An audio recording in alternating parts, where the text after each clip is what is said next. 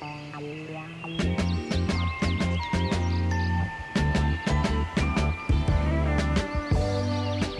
I'm Melanie. And I'm Corey. And welcome to Love 'em and Lead 'em. Lessons and laughs with the ladies of Dog Training Camp USA. In this podcast, you'll take away proven and practical dog training advice with plenty of stories and laughs along the way. Join us as we share our experience from the kennel and from life. With that, let's sniff our way into this episode.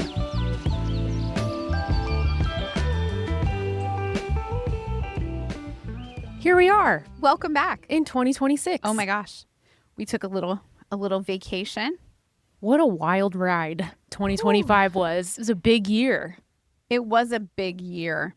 We launched the podcast, which was challenging but very fun. And we're obviously crazy because we're still doing it. Yeah. Back for round 2. Yeah. And what else happened in 2025? We had our biggest year ever at dog training camp. More dogs than ever before. Yes. Super fun. Very thankful and blessed. We had our amazing team grew and new faces and what else? All kinds of new challenges, new dog issues that we've had to navigate. Not necessarily new, but I think we're maybe the further into this we get, the more like patterns we're seeing emerge. Yeah. With breeds and people and behaviors and medical stuff. And I don't know. It's always super interesting where the trends take you. Speaking of trends. Oh, yeah. We have an exciting session planned here today. It's true. We're doing our ins and outs. We're so trendy. Oh, in fact, our middle names are trendy. As I sit here in my Walmart dog shirt. Yeah. Yeah. Totally. So we thought we would do to kick this off with a bang is do like an in and out list according to dog things. I hear that's what they're doing on the interweb these or days. Just things. Some of them are just things on this like list. The most random thing ever when you said, I added to the list. Did you see what I added to the list? I'm like, no. What did you add to the list? And I looked and do you want to say it or do you want me to say it? We hadn't really discussed what the limitations of the list would be. I thought like it was just ins and outs of dogs and life. So I added chicken salad to the ins because I'm really on a chicken salad kick. Yeah, I've been right now thoughtfully adding things dog related to this list to prepare for this podcast. And Melanie says, oh, I added something. And I look and it says freaking chicken salad. Chicken salad. It's literally the only thing I added, actually. It is, isn't it? You made the whole list. You're such a slacker. It was my idea. Yeah, it was your idea. Now the whole audience gets to see how I can't read and wear my glasses at the same time. So, yeah, chicken salad. That's a great one. Right there on the list. Well, go ahead. I'm on the 3rd batch of chicken salad this year. It's the 14th and of January. Each time, we're using 2 to 3 cups of chicken on each batch. That's just a lot of chicken salad. It's a large batch. It is a lot of chicken salad. We have kind of a formula of 1 fruit, 1 nut. Yep. Chicken, of course. Mm-hmm. Hopefully we have celery. If we don't, we just go without. Yeah. Whatever seasoning we're feeling that day. But we've started adding, instead of straight up mayonnaise, we've started using sour cream. The more we and make, mayonnaise. I know. I'm digging the new combination of mayonnaise and sour cream. Yeah. So the more we make, the more different combinations we try. And actually, my hope by mentioning this in the podcast was to get a sponsorship from Chicken Salad Chick. Oh, I'll tag them. Because she only Chicken has Salad Chick. If you hear this, we would love to promote your chicken salad. How many different kinds of chicken salad do you think they have? And I've like, only been once. You've been more than me. I feel like they have maybe 10. I was traveling and I was in Indiana, driving straight down from Chicago to Louisville, and there was a Chicken Salad Chick at one of my stops. See, it's in. Chicken salad. It's in. It's I'm official. telling you. You've heard it here first, folks. Chicken salad is in for 2026. Yeah. All right. The other thing that is in that we would like to discuss that's actually dog related is feeding schedules are in, baby. Feeding schedules are in. That goes along with chicken salad. Yeah. Feed your dogs at the same time. Feed them the same way. The same way, consistently. Yeah. On some sort of a routine. Yeah. Letting your dogs just putting out the food and letting them all eat willy-nilly. Let me just tell you, you can't monitor their health as well. You can't monitor their food intake. We're dealing with this right now. We're literally dealing with this right now. I have 4 cats, and one cat went on a hunger strike, and to monitor her health, I had to quarantine her, and she had her own litter box, all the things. And if I didn't, I needed to be able to monitor her food intake, which I even have my cats on a feeding schedule for that exact reason. Yeah. So you need to know. Weird flex, but okay. I don't know. In the cat lady world, it is a massive flex. I didn't even to have 4 cats on a feeding schedule and they all go to a certain place to eat. I know. That's badass. I know it is. I've just learned it, but yeah.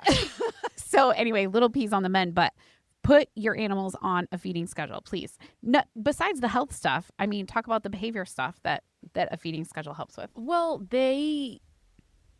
food is such like an important thing to them, right? Like they need it to survive. They're very motivated to find it, search it out.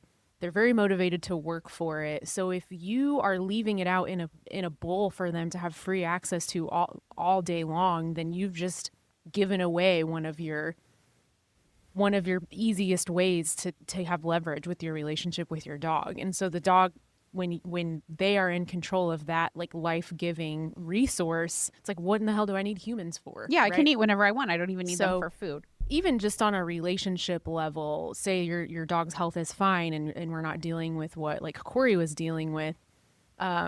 It's one of the first things we fix for people that seems to really just, with all the other little changes we make, really helps people kind of get control back of their dog. So feeding schedule. We give the feeding schedules 2 thumbs up. They're in. If you do it at the same time every day, your dog's going to poop the same time every day, you know? So many things. Yeah. So many things. The next in is researching your dog's breed and original purpose before getting them. Wait, you don't mean that you should look at a picture of a dog, think it's cute, and get it? Oh, please don't. Oh, man. You could do that, and then you'll just have to give us your money. Oh, well, that's fine. After your dog isn't what you thought it was. We see it all the time. We see high drive working dog breeds that somebody that's single or has a roommate and lives in an apartment and works family with little kids 10 hours a day, gets this dog, and it's completely inappropriate. And we say, why did you choose this breed? And they say, because it was so cute. Yeah. And it just sets the dog up for trouble and you know, disappointment and bad behavior. And it sets the human up for frustration and regret most of the time. Well, and like, let's be honest, you put some, you know, a really high energy or high drive dog in an environment where it's not set to thrive, those situations pretty much become dangerous without a doubt. For sure. Over time, you know, it might not happen in the first year of the dog's life. It might happen 8 years into the dog's life where it just kind of, you know, the conditions are right. But yeah. So using higher level thinking skills and research and a tiny bit of research. It's so much easier now that ChatGPT is to choose your dog researching with us. Yeah, that's true. So the next in, which is a relatively new thing that we are experimenting with, is DNA testing your dog. Yeah, this has been DNA testing is in, I think. It's totally in. I mean, it's advertised everywhere. There's a ton of different companies that do it, and people like to do it, like pet owners like to do it because they just want to see they want to see the circle graph or the circle chart and see what the breeds are. Yeah. But it really informs a lot more than that.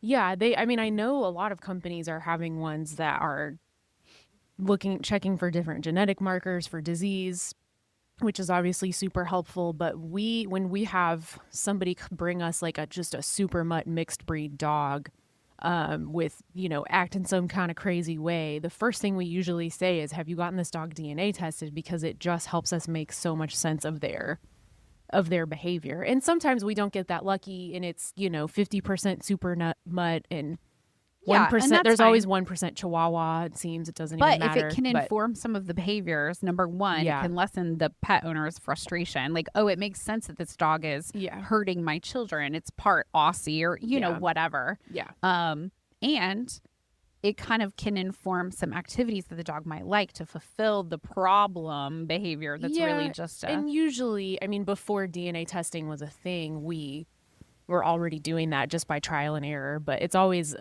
like a favorite pastime of mine, which is also in for 2026, is like a whole group of animal professionals standing around looking at a dog being like, I bet this is a half lab, and you try to guess all the things that it might be. And then you actually get to find out now, which is really cool. We didn't have that 10 years ago. Right. Like, you actually get to find out what your dog actually is and not just like speculate. So is DNA testing your dog? Yeah, I'm for it. Yep. The next thing that's in, you've heard us talk a lot about this, is getting one puppy. Oh, geez. Instead of two. Go back to season Y'all one. Are doing too much. Litter mate syndrome. Just get the one puppy. Just get one puppy. It doesn't need a friend. It doesn't. You are its friend. It doesn't need a friend. Yeah. Get one puppy and really, instead of getting a second puppy, number one, because it just looks so sad I couldn't leave it there. Or number two, he needed a friend or I needed another dog to keep them occupied. Just get one and just do what you're supposed to do with it. And then when it's a little older and established, then it can be a good example for the next one. Yeah. Yeah. We always say the best dog trainers are other dogs underneath cats. Cats would probably be better dog trainers than dogs. Correct. But, yeah. Why not just do the one and then see if you want to add one? It's in because it's financially smart. Oh, yeah. It saves you on vet bills and food and couches that are eaten and crates and all the things. It's true. And it will save you a ton of time and potential heartbreak, frustration. Mm-hmm. Yeah, your friends will thank you. Your family will thank you for just doing Just stop doing so much. Yeah, that's true. And that other puppy will find a home, and it'll be fine. Yeah, I agree. Next is, it's the hot girl walk. Oh, yeah. But I've just been putting, like, this is a hot girl in really just to describe any activity. Like, we just went and got hot girl coffees. We did. But I think a hot girl walk is, I wouldn't know this from experience, but just because of my nature to observe behavior, hot people aren't typically in a hurry. They walk very slowly. Oh, really? So if you want to appear hotter, I think you should slow down, and you can't do that if your dog's dragging you all over hell and gone. So hot girl walks are in. Walk slow, take in nature, connect with your dog. With your one dog. Slow your shit down, and you never know. You might just look hotter than you actually are, all because you're not just frazzled. I'm going to go on a hot girl walk to Costco after this. I'm going to be a hot girl walking all around the Costco. I'm going to be stomping around because I'm going to be mad to be there because I hate Costco. Hot girl walk. Yeah. So slow. That's my So personal, like, goal for myself is to just walk slowly places. I would appreciate that because I personally have trouble when you're walking because your legs are about a foot longer than mine. I can't, man. I cannot slow down. So if the hot girl walk means that you're going to slow down, yeah, I'm for that. Hot girl walk. I was more along the lines thinking hot girl walk was like get some exercise, tone your business up a little bit on your hot girl walk while you're walking your dog. That's totally acceptable. Just slow the hell down. Okay. Yeah. I'd take that advice. Is in. Okay, so the next in that we have on the list is dog training companies who have an actual face to the name and transparency. Oh, that's us. This was your ad, so I'll let you talk about it. This is born out of being just online and seeing every day a new dog training company pop up that of course I click on it. Of course I do. I always want to see what's going on out there. What are people doing service wise? What are our pricing? It's competitor research. Yeah. So I always peek. Yeah. And over and over again, I keep seeing these websites pop up, and it says it's a dog training company, and there's some information on there. There's never any pricing. There's never anything about the owner or trainer or whatever. Like, we are owners and trainers. Our whole story is on there on the website. Like, everything is on there. Complete transparency, even how we run the kennel, how we do everything, principles, all the things. And so over and over, I keep seeing these things pop up, and then I'm like, oh, this looks like it's a franchise, and that's fine. Franchises are fine. But there's never an actual human that you can look at, relate to, figure out who they are. A lot of them don't give you a location. If it's a lot of companies will do board and trains out of their homes and whatnot, and that's fine too. Mm-hmm. But like, it should say that on their website if that's what they do. Yeah. Like, just some transparency, and so it's an actual company, not just. I think maybe the moral of that one is goes back to do your research. But I mean, if you look at somebody's digital footprint and you have more questions than answers, there's your answer type of thing. Yeah. And it's just frustrating. It is. It's frustrating when maybe people come to us after an experience with somebody, but I guess what's in for us, what should maybe be on our in list, is just we've worked very hard to put transparency in all of our content and all of our things, and we understand that what we do, taking people's four-legged babies and caring for them for a really long period of time, we understand that requires one of the highest levels of trust. And having answering any question online that somebody would have for us about how we do things, what we're about, is obviously what's in. That's in. Which should be for any service you're hiring. Correct. For anybody for. But I know every industry probably has it. And, that's, if you look at our stuff, you're pretty much what you see is what you get. For sure. So the next one is guiding and directing your dog on leash with clear communication. It's in for 2026. So I just, instead of my dog is doing XYZ, what do you do when your dog does that? Well, I just watch him do it and he won't stop. Yeah.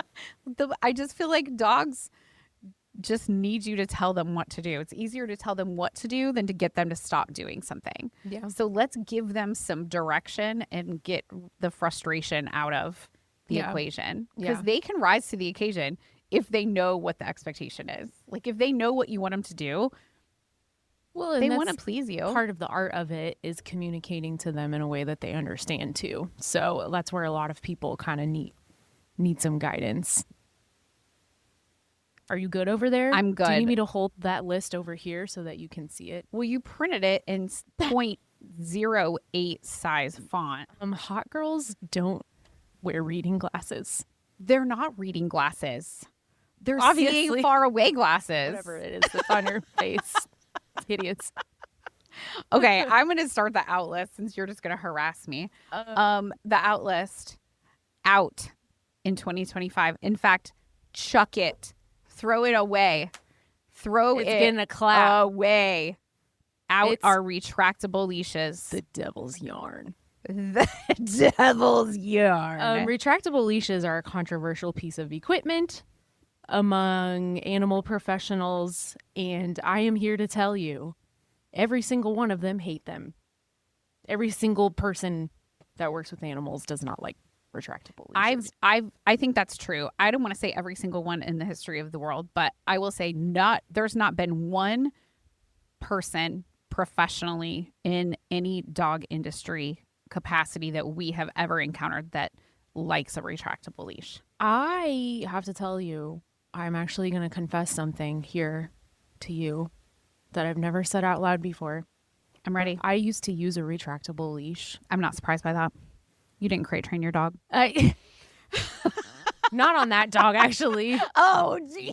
There it gets worse. Was an occasional operational need when I was working military dogs that I found a retractable leash to be suitable for some situations. But if you had, because you like to be far away from things, and if you bombs, are you mean? If there's some situations where I had to take, the minimal amount of like gear as possible, right? So like managing a 30-foot retractable leash with just has a handle on it, it's just a piece of thing. It takes up this much room than a long rather line. than trying to take a 30-foot leash and manage it tight spaces. So I'm not, we're not going to dog on retractable leashes. But I found that if my dog, there's tension in the leash all the time because it's spinning out and, the leash is spinning out. So if my dog was on an odor or the odor was really weak, sometimes if he was at the end of that retractable, the tension that just exists inside the leash was enough to like pull my dog's nose off of that, right? And then my dog would lose the odor without me manipulating the leash incorrectly or differently at all. So that's incredibly specific. Sorry. I think really got into the weeds on that one. I think in general, throw your retractable leash away.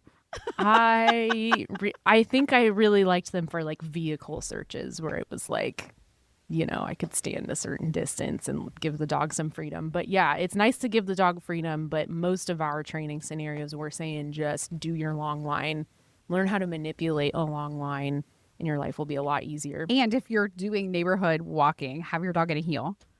Yeah. And use a regular leash. And in the house for management and clarity, use a regular leash. If you're doing vehicle searches and you feel the need to switch to a retractable, more power to you. Sorry. Your army's hanging out. Would you tuck it in? Sorry. Okay, out. Well, we kind of said how to choose your dog breed, but out is watching a TV show or something like that and seeing a dog that you think is cool. I'm kind of glad the Bluey craze seems to be winding Bluey, down. and then there was that Channing Tatum movie with the Malinois in it, and then all the people bought Malinois. Don't do that either. Me. Yeah. So choosing, again, do some research when you choose a dog breed in 2026. Yep. Don't just Bluey's cute, or I like, what's the bulldog? Winton. Oh. I did train a really cute bulldog named Winton. They're the only people that have the permission to do that because he's a buddy. Yeah. But in general, don't do it. They're on TV. It's not real. Yeah. Yeah. The next one that's out is litter mates. So in is getting one puppy. Out is getting litter mates. What she said. The other thing that is out is strictly relying on your fenced-in backyard for all of your dog's exercise. This goes up with hot girl walks. Yeah, just take a damn walk. Yeah, listen, putting your dog only in the backyard and thinking that fulfills it's like a fish bowl. You did not get a goldfish. Fish swim in a bowl. Dogs walk. Yep. Dogs need to walk. They roam. They're nomads. So if you are seeing trouble out of your dog and you pop it in the backyard for a little bit every day and you think that that's enough, it's not. Yeah. Yeah. They need a lot more stimulation than that. Some people think like, well, I have an acre backyard or I have a really big backyard. Like, unless you have acres and acres of land where there's critters going everywhere in a creek, then like some different terrain. Yeah. Like that's obviously a little bit different, but your run of the mill neighborhood fenced in yard is probably not going to be big enough. It might be big enough to like play some fun games with your dog and do some different types of activities. But just to leave them out there and expect them to be entertained and fulfilled it's not going to do it. Well, really leaving your dog to do and expecting it to entertain itself in any setting is just not appropriate at all, ever. They like, just do get into nothing but trouble. Yeah. And it makes them a little, So, that's out. And we'll skip that one. Last one. We already did that one. Yelling. It's okay. It's friendly. Okay. After your dog has ran away from you on a leash. I'm going to say, yeah. Without a leash. Our poor clients are being inundated. They work so hard on walking and having leadership over their dog and walking them in a heel and all the things. And we help a lot of people that have reactive dogs. And it is just an epidemic of off-leash dogs running at them. And the person always yells, "It's okay, they're friendly." And that is not cool. I know. Not cool. Yeah, put your dog on a leash, at least not a retractable. I was just getting ready to say, I would much rather than be on a retractable leash than one of our clients get jumped, which is what often happens. But, yeah, man, that's a tough one. You got to have, if you're going to let your dog off a leash anywhere in public, then you've just got it. Your dog's got to be bulletproof. And that's just, it's not what anyone sees. Yeah. And nobody, it's rare to have a dog that's bulletproof recall. Yeah. So it happened to one of our clients who did have a bulletproof recall dog, and they were in a busy park, and the dog was not misbehaving, but it went kind of close to another patron of the park and kind of startled them, and the person claimed that the dog caused her to fall, and they got sued over it. Correct. So even if you have a really well-behaved dog, like in my opinion, the dog owner in that situation was behaving responsibly, but the lesson learned is you really can't do it at all because you can't trust other regardless. people. Yeah. So that's usually our answer when people say we really want like advanced off-leash training. We do it and we'll show you how to do it, but practicality wise, it's not something we're spending hours and hours a day doing because you just can't do it anywhere, Not in town for sure. Yeah. So that's our ins and outs list of 2026. I think it's pretty good. If anybody has any to add, you can, shoot us a message. You know what else is in? What? Bird watching. Okay, should we give our year-end update? Absolutely. And then I want to talk about our Christmas gifts really quick. Yeah, sure. Okay, so we did a little competition with our staff this year on the how many different bird species you could observe. We saw. Recording. And everybody kept their own lists. And our friend Tammy won. She did some traveling. She did some. If the more you travel, the more varied your species are. End of the story. I'm adding one more thing to the in list. Traveling to observe different bird species that are not native to your. That's super in. That's in, baby. We're going in 26 on a hot girl walk in a different area of the country to see birds. Yeah. It's in the works. More to come. Yeah. So Tammy won, but I think I ended up with 86 birds, which is not terrible. Keeping track. About a quarter of the way through the year, I really didn't last all that long. What's your New Year's resolution though? Is to do better is to fucking stop walking so fast, and 2, keep track of my birds. Keep a better list of my birds. We keep our list in eBird. If you are using Merlin, awesome. eBird is like when you decide to go semi-professional. You start with eBird. So Matt, our producer Matt, is using Merlin, but we're going to teach him how to use eBird. Yeah. And so you don't even know how many you saw.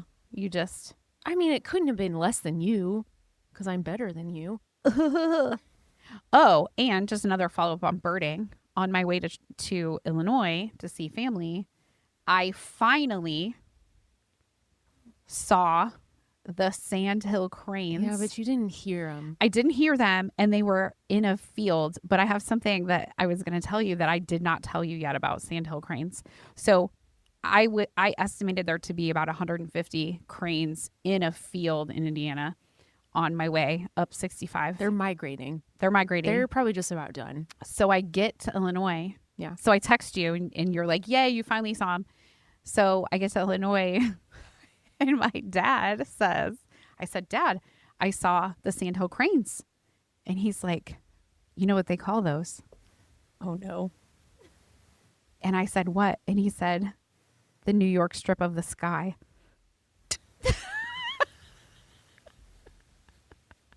And I said, "What?" And he said, "Do people eat them?" They do? People eat them.